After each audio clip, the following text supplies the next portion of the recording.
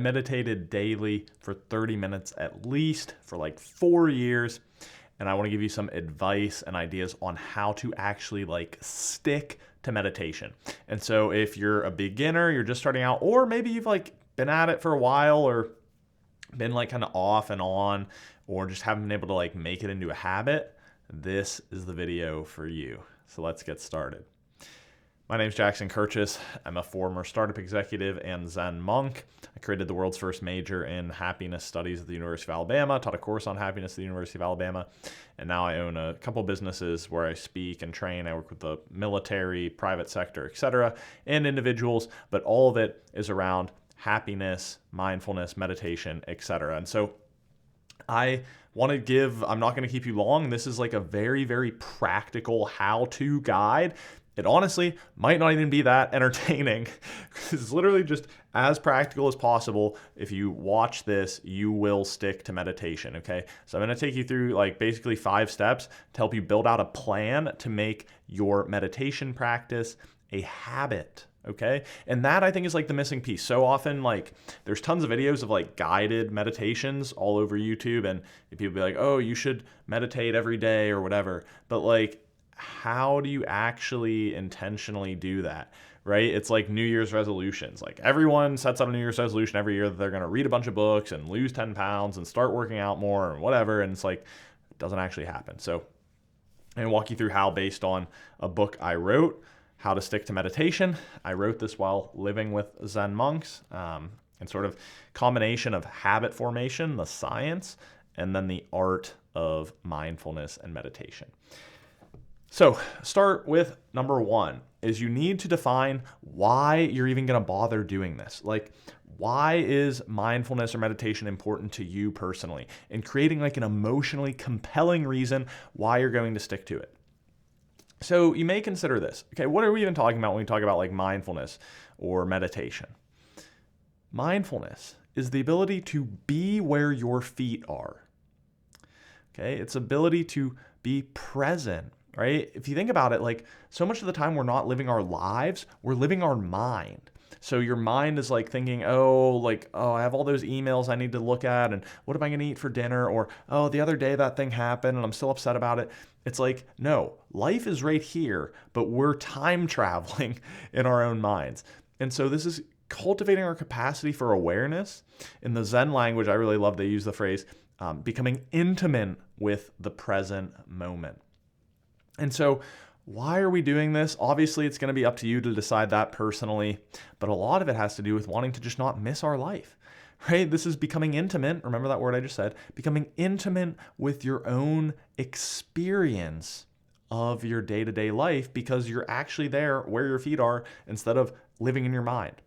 Okay, so that ability to be present, to be focused, to be aware, to me is like kind of foundational to live life in the way you want to live it and not just have it go past on autopilot. Okay. But for whatever your reason is, maybe it's like, I want to have better focus. I want to be more available for the people around me. I want to have lower stress. Like, be very clear on why and literally write it down. And it should be like emotionally compelling. If you're like, oh, well, this guy, by the way, I'm not doing this, but if you're like, oh, this random guy on YouTube said I should meditate 30 minutes a day. That's not a very good reason to do anything. Certainly not because someone on YouTube said you should do it, right? Like, it's got to be important to you emotionally. Why are you doing this? Okay. So that's number 1. Number 2, you need to understand something kind of nuanced about meditation. Actually, think of it this way. Every time you fail, you've actually succeeded. And what I mean by that is, I feel like the number 1 reason people don't stick to meditation, or they like try it and fall off, or they never get into it, is they think like, oh, I was sitting there and I like, my mind was like racing and wandering and I couldn't focus, and so I can't do it. Like meditation, like it's just not for me. I can't do it. And it's like, no, like that's it. Okay. Every time you fail, your mind like wanders off, right? You're trying to pay attention to your breathing, let's say, and you get distracted. Every time you notice the mind has wandered and bring it back to the present moment, like that is the thing. Like that is the meditation. You just noticed that your awareness was somewhere else, okay, usually in your mind, in the future, in the past, daydreaming, remembering, whatever, you notice it and you bring it back to the present moment awareness. That capacity to regulate your attention is what meditation is. It's a continuous process of failing and getting distracted, and the mind wanders, and you keep bringing it back and you keep bringing it back. I use the example, it's like, imagine like curling a weight, like lifting weights. Okay, you might be in the gym for an hour, but it's literally like when you lift the weight like that you're strengthening that muscle. So it is with meditation. You're sitting on that cushion or doing your yoga, right? There's many different ways you can meditate. Every time the mind wanders off from the object of your focus and you bring it back, right? That's like a muscle. You just strengthen your awareness, your focus, your concentration, your attentiveness muscle. Okay? And so I want you to have that attitude that whether you're going to do, and I'll talk about a few different options you can do for meditation, but whatever they are, the central process, okay? Mindfulness is kind of like the outcome. It's like getting faster or, improving your cardiovascular capacity. Meditation is the training, okay? It's like going for the run. We're trying to improve our mindfulness, okay, or cultivate a capacity for mindfulness, which is that ability to be where your feet are. And the way we're doing that is through training. And the way that we train with meditation is we're trying to place our attention on something in the present moment. So stretching, if you're doing yoga, like walking, if you're doing mindful walking, your breathing, if you're just sitting there, your body, it could be like a visual thing or a mantra, many ways to do it. But the common thread is that all of them, you're trying to sustain your awareness or attention on that object. And every time you get distracted, you bring it back. You get distracted, you bring it back. And that is the process of meditation. So again, every time you feel like you've failed, you should actually celebrate. You should be like, oh, I just did the thing. And that, if you have that mindset, you're going to stick to it and you're going to notice the results and it's going to be awesome. And because like I said, so many people get discouraged, like, oh, I can't meditate. No, you can. That's why it's hard. It's work. Okay, it's training. Number 3 is we need to just understand how behavior change actually works. And this has to do with habit formation. I maybe like try, I don't know if this is big enough to be able to see this, but I'll show you. So like it starts with, you need to have like kind of a commitment to do a certain behavior, and it needs to have a compelling reason why. And so you need to have that intention, right? That is the start. Intention, which is kind of what we're doing here. It's like, I have an intention, I'm going to, and I don't mean that in like a manifesting magical way, but just literally like, okay, I have an intention that I'm committed to, I'm going to practice my meditation every day. Okay. Now, that is not enough because what your brain is going to do is say like, bullshit. Right? Like, oh, you said you were going to start running all the like 3 times a week and then you didn't do it. Or you were going to start reading 10 pages a day and then you didn't do it. Right? You need to actually take action. Okay? So think of it like this. You choose the type of person you want to be and then prove it to yourself with small actions. Every behavior or every action you take is a vote for the type of person you want to become. Okay? So you're intentional about your identity and what you do. Then you take an action. You prove it. You say, I'm committed to being more mindful. I'm committed to meditation. And then you actually do it. And then here's what kind of gets crazy is you create something called self-efficacy, which means that you have proof. Like you have evidence that you actually did the thing you said, right? Because again, so often it's like, oh, I'm going to do this, and then you don't do it. And your brain's like, you're a freaking liar. But in this case, you do the thing and then you have evidence, you have proof, which increases your self-efficacy. That's a psychology term. It sounds a little complicated, but it really just means your capacity to follow through on the things you say you're going to do. So then guess what? We have a magical little cycle here that is kind of hard to read. Oh no, you can kind of see it. You should turn the lights down a little bit. So like you have intention and then you do the action or the behavior and that creates that proof and that self-efficacy. And then that reinforces your intention, which makes the next action more likely, which then gives you more self-efficacy and it becomes this spiral. So like think about it with the meditation example. You say, okay, I have that intention and then every day for 5 days, right? First thing in the morning, you do your 15-minute thing, even though it's hard. You show up, you just got all that proof and you have much more self-efficacy now. And you say, shoot, like I said I was going to start my meditation, New Year's resolution. I just did like 5 out of 6 days this week. Like, you know what? I can do this. I'm really going to stick to it. You just renewed that cycle. Okay. So all behaviors work like this. I could do an entire video on it. If you want one, let me know and I will. But that is a core idea, is you need to start with small actions consistently to build that spiraling effect of self-efficacy where you say, I have an intention, I do the action or the behavior, that gives me proof or evidence that I will actually follow through on it, which is what self-efficacy is all about. And then that renews my intention, which makes the next action more likely and renews that whole process.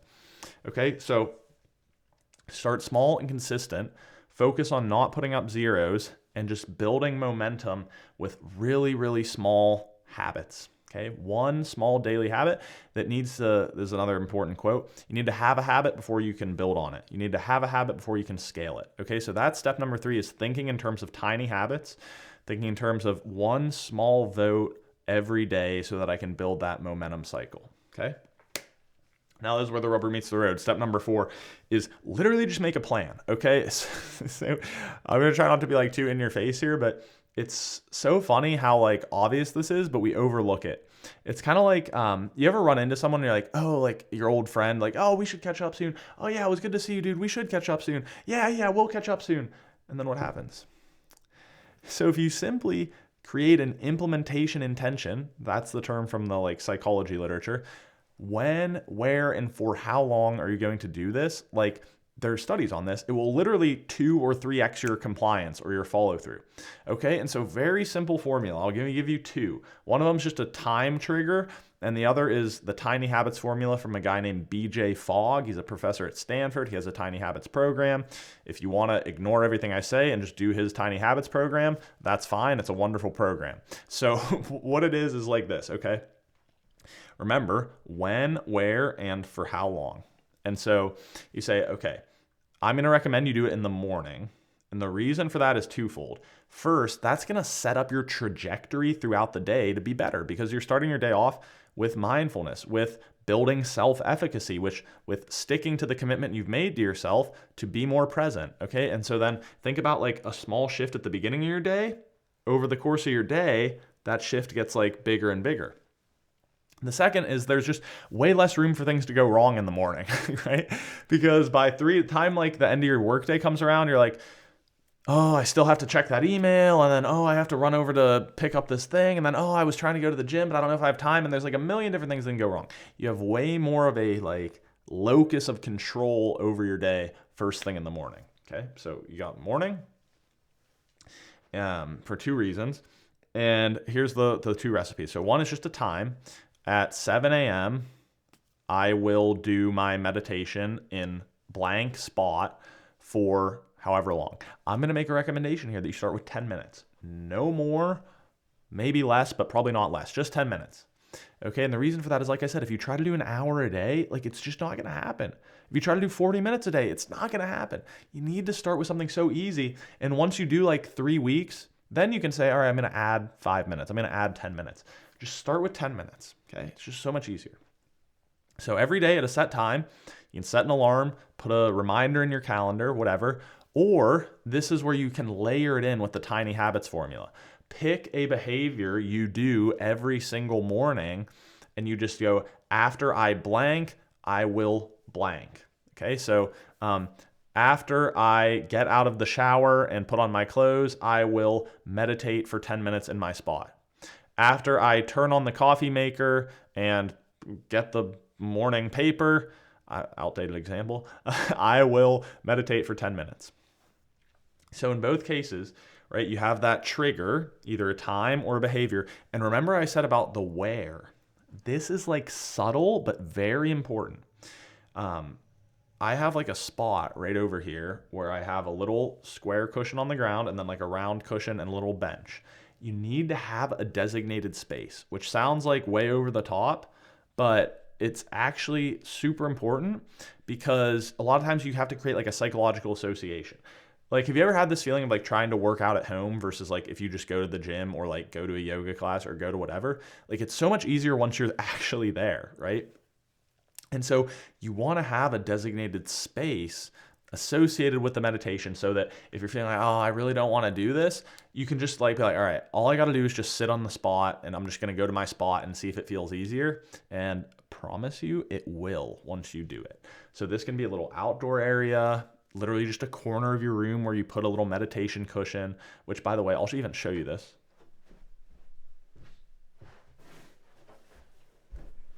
Like something like this, okay, where you can sit on it. They make little benches if you're tall like me. You just sit on have a chair, whatever. But you want to be able to sit in a space that's relatively quiet, no distractions, and you have some sort of timing device so that you can do your 10 minutes. I have other videos on my channel, like more in the technique of how to sit. I'll give you like a quick primer, just because we're watching this, but like you sit in a chair, okay? Not rocket surgery, as Britney Spears said. You sit on a cushion or a little bench. You can look up Seiza bench, S-E-I-Z-A. Seiza bench is one where you sit on your knees and you do it in kind of an alert posture, or you have a cushion, okay? Basically, what you want to think about is both your knees, if you're on a cushion like that, or on the ground. Your butt or your hips should be above your knees. That's the most common mistake. So you want your hips above your knees so your rear end is a little bit elevated. That's going to help with blood flow. And then think of just a string pulling up through your spine. So it's sort of like, not like this, but just like an alert, upright, yet relaxed posture. Then people always ask, what should I do with my hands? Like, I don't know, you're not in a freaking presentation. It doesn't matter. But if you really want to be Zen, you put your hands kind of like this. It's the cosmic mudra, and then just flip them over so that they're resting like that in your lap. And if not, just place them on your quads or on your knees. So again, I have more in-depth on my channel. You can look up how to sit and whatnot, but there you go. That's the fourth step, okay? So you have a clear implementation plan in the morning at a certain time or after a certain behavior, 10 minutes every single day in the morning, where you're going to do it. It's all planned out. You can write this down, put it in your calendar. It's like, boom, like I have the plan. There's no room for debate. Like this is key. I learned about this too in a podcast from a neuroscientist, Dr. Andrew Huberman, where he talks about verb-based goals. So instead of saying like, oh, this year I'm going to meditate, or this year I'm going to be more mindful, it's like, no, you need to turn that into a specific behavior-based or verb-based goal, which is I will sit, or I will walk, or I will do yoga, or I will do my thing, my meditation, for 10 minutes at this time every day. Boom. That's it. Then the last step is tracking and support, which means you have to have a measure in place in order to actually manage things and know how well you're doing. And when I say how well you're doing, I don't mean you're trying to be like enlightened, but I just mean like, are you actually showing up? So you can have a glass that you put paper clips in. You can have a jar of marbles. You can literally just have a piece of paper that you make check marks on, whatever. I personally have a little, it's right over here, like journal that I leave on my pillow so that I look at it every night. And inside, there's like a checklist of habits. I have several. So like you can just do that. You have a spreadsheet. I don't care, a daily reminder that you check off. But the idea here is that every 2 weeks or every month you can look and see how well you're doing. Be like, hey, this month I made a commitment to do this every day. Let me look back at my notes or my calendar or my jar. Oh, I have 25 paper clips. 25 out of 30, that's great. Or you have 10 and you're like, well, I need to change things up here and renew my commitment. Okay, so you have some tracking and just some support. You know, I encourage you to maybe get one friend, not more than that, just one friend or person who you maybe do this a challenge with or build the habit with. You can be accountability partners. Join a local Zen center or community, or just like online people, you know, follow around with me. Like just look up meditators that you like, buy a book, whatever. Just have some other people there to like, whether it's literal people like a community, a friend, or just an author who you're sort of like with them through the book.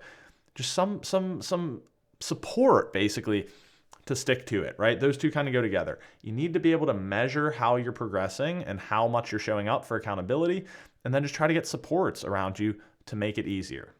And on that, so I'll touch on that final note again, but that's really the steps, right? Literally just write down like right now, why are you doing this? Make a commitment. Okay. Then remember what we're doing here, which is training mindfulness. Every time you fail, you succeeded. Start with a small, consistent thing to build momentum. Just focus on not missing. Focus on your ass on the cushion every day, or on your little mindful walk every day, or your 10 minutes of yoga every day. whatever your thing is. Okay. And then you have a written specific plan in your calendar or in just somewhere of like, after I blank, I will blank, or at this time in the morning, I will do 10 minutes. And then you got your tracking system and your support and accountability. And if you do all that, listen to me, if you do it, that's why I made this video and wrote this book. If you do all that, like right now, you will stick to meditation. All you have to do is build the plan and understand the stuff and follow the steps, and then just get your ass on the cushion every day for 10 minutes and just do it for 3 months, okay? And just show up every day. If you don't have 10 minutes to like be more present in your life, you don't have a life. So just 10 minutes every day and just see what happens. You may get to the end and you're like, dude, why did I? He specifically said not to listen to some random YouTuber about meditation. And I did meditation for 10 minutes every day for 3 months and it was a total waste. Like, that was dumb. I think you will not have that reaction, okay? But you might, and that's fine. But just make a commitment to stick to it and just see if it shifts how you show up in your own life and maybe even how other people engage with you in your life. At the time of this video, it's early December 2024. So I have this book out, which you can find on Amazon and wherever, SticktoMeditation.com. I'm launching a New Year's challenge. I'm going to do one every year. So if you're watching this video in like 2028, hopefully the world hasn't ended. It might. But if you are, we'll do it this New Year's too. And so you can find my info and follow along with me. But this year, for 2025, that's the year. Yeah. We're kicking off with a 30-day challenge. Go to SticktoMeditation.live, SticktoMeditation.live. Links down below. We're going to do a 30-day challenge. It's basically free. I'm going to ask that you donate to my social enterprise, the Happiness PhD Project. It's like $5 a month. You can cancel whenever. If you want to get this, that's great too. But if you read that and if you do that 30 days on both, like, you will build a meditation practice and mindfulness practice that lasts. So I hope you'll give an opportunity. Give us a shot. Again, all that stuff's down below. I thank you for watching. I talk a lot about meditation and mindfulness on this channel, but it's really like a broader thing I'm doing called the Happiness PhD Project, which again is a social enterprise. It's a independent learning and research initiative focused on the art and science of happiness. And so you can check out my channel. Here's another video that YouTube suggests you'll like. I really thank you for watching. This has been Jackson Kirchis, and I'll see you next time.